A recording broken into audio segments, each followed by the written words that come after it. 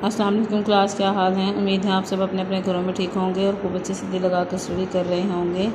तो बच्चे, आज जो है वो हम मुताला पाकिस्तान का नज़रिया पाकिस्तान के अनासिर ये टॉपिक डिस्कस करेंगे। तो चलिए आए पढ़ना स्टार्ट करते हैं। नज़रिया पाकिस्तान की बुनियाद इस्लामी नज़रिया हयात पर रखी गई है।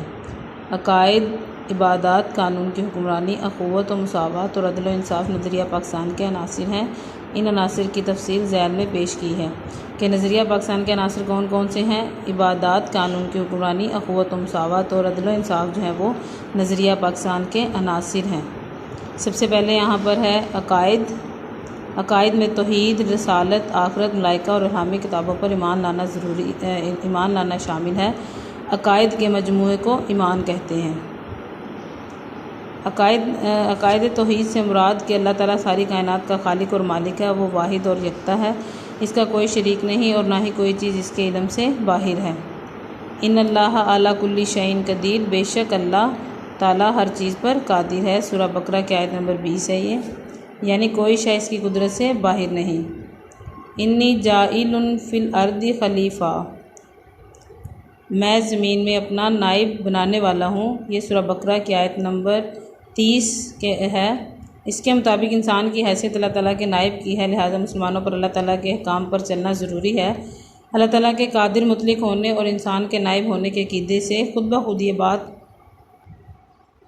वाज़ह हो जाती है कि इंसान अपनी ताकत की हद तक अमल पर कादिर है, लेकिन असल कुदरत अल्लाह ताला के हाथ में है। इंसान अपनी ताकत के मुताबिक अमल करे और नतीजा अल्लाह ताला पर छोड़ दे। उसके ये पहले हमने पढ़ा अक़ीदा तौहीद से मुराद, अब है अक़ीदा रसालत। अक़ीदा रसालत का मतलब तमाम रसूलों पर ईमान लाना। दायरा इस्लाम में आने के लिए लाजिम है कि रसालत को दिलो जान से तस्लीम किया जाए और किसी एतबार से भी इसमें शक व शुबा ना किया जाए। कुरान मजीद और उसवा रसूल सल्लल्लाहु अलैहि वसल्लम को सरचश्मा हिदायत मानना और हज़रत मोहम्मद सल्लल्लाहु अलैहि वसल्लम को अल्लाह ताला का आखिरी रसूल और आखिरी नबी मानना, और ये ईमान रखना कि आप सल्लल्लाहु अलैहि वसल्लम के बाद कोई नबी नहीं आएगा, अक़ीदा रसालत का लाजमी जुज़ू है और जो इसका इनकार करे मुसलमान नहीं हो सकता। अक़ीदा तौहीद और अक़ीदा रसालत के बारे में पढ़ा हमने। उसके बाद नेक्स्ट हमारा पॉइंट है इबादत, अरकान इस्लाम। तौहीद और रसालत इस्लाम का पहला रुकन है। दूसरा रुकन नमाज है। अल्लाह ताला ने कुरान मजीद में कई मुकामात पर नमाज की अदायगी का हुक्म दिया है। नमाज को मुकर्रर औक़ात के मुताबिक अदा करना फ़र्ज़ है। अल्लाह ताला ने कुरान मजीद में इरशाद फरमाया, इन्ना सलाता कानत अलल मोमिनीना किताबम मौक़ूता। तर्जुमा है, बेशक नमाज का मोमिनों पर औक़ात मुकर्ररा में अदा करना फ़र्ज़ है। सूरह निसा की आयत नंबर 103। दरअसल नमाज कायम करना दीन इस्लाम को कायम करने का वो नमूना है जिसका मुज़ाहरा हर रोज़ होता है। अल्लाह ताला की अताअत का ऐसा ही निज़ाम पूरे माशरे में कायम होना चाहिए। इस्लाम का तीसरा रुकन ज़कात है। ज़कात माली इबादत है और इस्लाम के माशी निज़ाम की मजबूती का ज़रिया है। ज़कात के निज़ाम की वजह से दौलत चंद हाथों में इकट्ठी होने की बजाय गर्दिश में रहती है और माशरे के गरीब तबके तक भी पहुँच जाती है। चौथा रुकन रोज़ा है। तमाम इबादत की तरह रोज़ा भी फ़र्ज़ का बेहतरीन इज़हार है और बंदे और अल्लाह ताला के दरमियान कुर्बत का ज़रिया है। हज इस्लाम का पाँचवा रुकन है जो साहिब इस्तिताअत लोगों पर फ़र्ज़ है कि जो लोग इस्तिताअत रखते हों उन पर फ़र्ज़ है। हज के मौका पर अल्लाहुम्मा लब्बैक की पुकार मुसलमानों के इत्तेहाद और भाईचारे की ऐसी मिसाल है जो दुनिया में कहीं नज़र नहीं आती। उसके बाद नेक्स्ट हमारा पॉइंट है कानून की हुक्मरानी। कानून की हुक्मरानी इस्लाम के निज़ाम की अहम खूबी है। इसकी बुनियाद इस तसव्वुर पर है कि कानून का सरचश्मा अल्लाह ताला है। कुरान और रसूल सल्लल्लाहु अलैहि वसल्लम कानून की बुनियाद है। बादशाह और ग़ुलाम भी इस कानून के सामने बराबर हैं। यूँ कहा जा सकता है कि इस्लाम के निज़ाम में जमहूरियत की रूह मौजूद है। हुक्मरानों को बाहमी मशवरे के ज़रिए फ़ैसलों का पाबंद करके जमहूरियत की मोहर लगा दी गई है। शर्त यह है कि फ़ैसले कुरान और सुन्नत की रोशनी में हों। उसके बाद नेक्स्ट हमारा पॉइंट है अखुवत व मुसावात। इस्लामी माशरे में अखुवत व मुसावात को ख़ास अहमियत हासिल है। मदीना मुनव्वरा में जब इस्लामी हुकूमत कायम हुई तो इसमें अखुवत और मुसावात मिसाली थी। आज भी इस्लामी माशरा इसी अखुवत व भाईचारे और मुसावात का तकाज़ा करता है जो मवाक़ात मदीना में नज़र आई थी। इस्लाम से पहले इस असूल की शदीद कमी थी और लोग एक दूसरे की जान के दुश्मन थे, लेकिन मदीना की रियासत के वजूद से हज़रत सल्लल्लाहु अलैहि वसल्लम ने हकूक़ुल इबाद पर अमल करते हुए यतीमों, बेवाओं और नादारों पर शफ़क़त करने की तलक़ीन की। आप सल्लल्लाहु अलैहि वसल्लम ने लोगों को ज़िंदगी बसर करने का ज़ाब्ता दिया ताकि लोग आपस में मोहब्बत से रह सकें और माशरे में भाईचारे मसावत की फ़िज़ा कायम हो, कि बराबरी की फ़िज़ा कायम हो। आप सल्लल्लाहु अलैहि वसल्लम ने ज़कात और खैरात के निज़ाम को वज़ा किया और सूद को हराम करार दिया, क्योंकि इस्लाम में दूसरों के इस्तेहसाल, लूट खसोट, इस्तेहसाल मतलब लूट खसोट, किसी का हक़ मारना की कोई गुंजाइश नहीं। अख़ुवत इस बात का दर्स देती है कि आपस में बरादराना ताल्लुकात कायम होने चाहिए, कि भाइयों जैसे ताल्लुकात जो है वो कायम होने चाहिए, ताकि किसी के हकूक़ छीने ना जा सके और ना ही कोई कमज़ोर पर जुल्म करे। हज़ूर सल्लल्लाहु अलैहि वसल्लम का इरशाद है कि एक मुसलमान दूसरे मुसलमान का भाई है और वो इसके साथ धोखा नहीं करता और इसके साथ ख़यानत नहीं करता और इसकी ग़ीबत नहीं करता।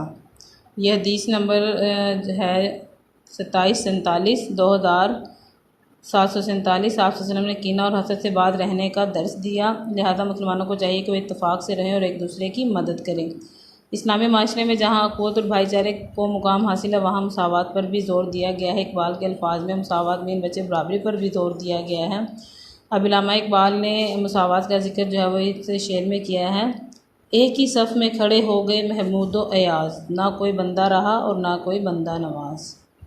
क्योंकि इस्लाम में ऊंच नीच का कोई तसव्वुर नहीं। इस्लाम ने ऐसे माशरे की बुनियाद रखी जिसमें गरीब और अमीर सब एक जैसे हैं, किसी को किसी पर बर्तरी हासिल नहीं। हज़रत मोहम्मद सल्लल्लाहु अलैहि वसल्लम ने इस हकीकत को अपनी आखिरी खुतबे में यूँ बयान फरमाया है, ऐ लोगो, बेशक तुम्हारा रब भी एक है और तुम्हारा बाप भी एक। आगाह रहो, किसी अरबी को किसी अजमी पर, किसी अजमी को किसी अरबी पर, किसी सफ़ेद फ़ाम को किसी स्याह फ़ाम और किसी स्याह फ़ाम को किसी सफ़ेद फ़ाम पर कोई फजीलत हासिल नहीं। फजीलत का म्यार सिर्फ तकवा में है, तकवा मिन परहेज़गारी है। इस्लाम तो नाम ही मुसावात का है। अल्लाह ताला के नज़दीक कोई शख्स बरतर नहीं। अगर कोई बड़ा है तो अच्छे अमाल की बिना पर बड़ा हो सकता है। आप देख लें कि मस्जिद में कोई शख्स अफजल नहीं, सब एक इमाम के पीछे खड़े होकर नमाज अदा करते हैं।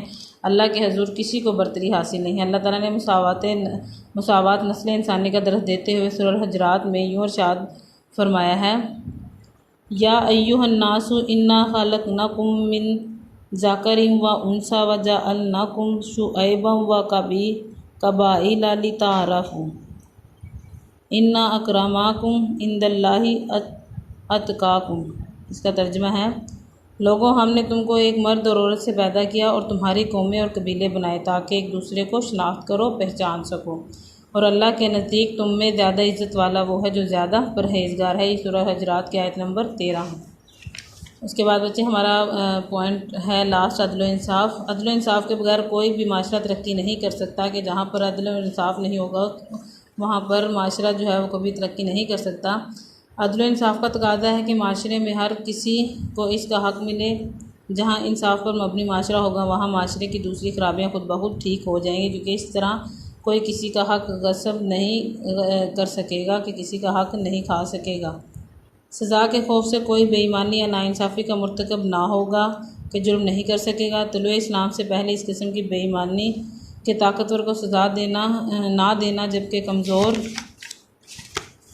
को सज़ा देना आम था।